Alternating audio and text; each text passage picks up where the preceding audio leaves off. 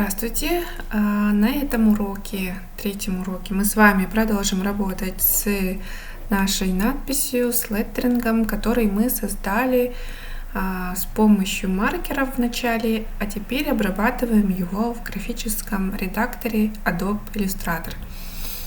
На прошлом уроке мы с вами перевели нашу надпись в векторный вид, где каждый элемент является отдельным объектом, а также очистили нашу картинку от лишних ненужных нам объектов, то есть черные пятна здесь были, мы их убрали.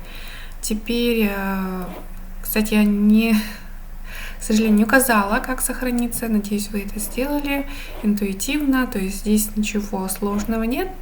Файл, сохранить как. Сохраняем. И открываем наш сохраненный файл. И продолжаем работать дальше. Итак, наш рисунок является сейчас отдельным объектом. На самом деле работать с отдельными объектами бывает затруднительно, поэтому давайте сначала мы сгруппируем наши объекты, то есть наши слова в один объект. Когда у нас слово, то есть не слово, а фраза, которую мы написали, состоит из отдельных объектов, некоторые, которые мы написали прописью, она состоит как будто бы из одного объекта, как здесь, если подвинуть, но при этом какая-то часть, она остается, они должны быть единым целым. Мы все это сейчас будем работать. Вспоминаем работу камеры, не забываем, держим Alt, крутим колесико мышки, чтобы отдалиться или приблизить объект. У нас должен быть выделен этот инструмент. По умолчанию он всегда будет активен, и мы с помощью него можем выделить объект. Таким образом. Выделяем, и держа кнопочку Shift, мы можем еще взять еще один объект, такую галочку буквы И краткой, и объединяем все это в одну группу. Это называется группа объектов. Мы делаем это с помощью горячих клавиш. То есть можно это через меню делать, правая кнопка мышки, сгруппировать, либо Ctrl и английская буква G, то есть group, как русская буква P на клавиатуре. Я обычно стараюсь работать с горячими клавишами, и вам рекомендую к ним приучаться, знать их, они упрощают нашу работу, делают ее быстрее. Теперь мы в окне слои, тоже смотрели на прошлом уроке, находим нашу группу. Она, если ее раскрыть, имеет несколько элементов. Мы можем ее переименовать, так и написать в каждой, чтобы видеть объект. Также мы с помощью глазика можем его спрятать. Это мы тоже можем сделать с помощью горячей клавиши Ctrl-3. Тоже я рекомендую Ctrl-3 использовать горячую клавишу. Так как мы этот элемент уже отработали, мы его прячем, чтобы оно нам не мешалось. Дальше как мы вообще выделяем, мы держим левую кнопку мышки и тянем такую рамочку, стараемся аккуратно выделить объект. Если мы случайно задели соседний объект, они вместе сгруппируются, поэтому держим Shift и лишний объект убираем из нашего выделения. И тоже также Ctrl-Group, Ctrl-G, либо через меню, группируем. Можем группу здесь в слоях переименовать, написать книги, и также его спрятать глазиком. Дальше живет. Его группировать не нужно, он состоит полностью как один объект, его можно просто спрятать. Ctrl-3.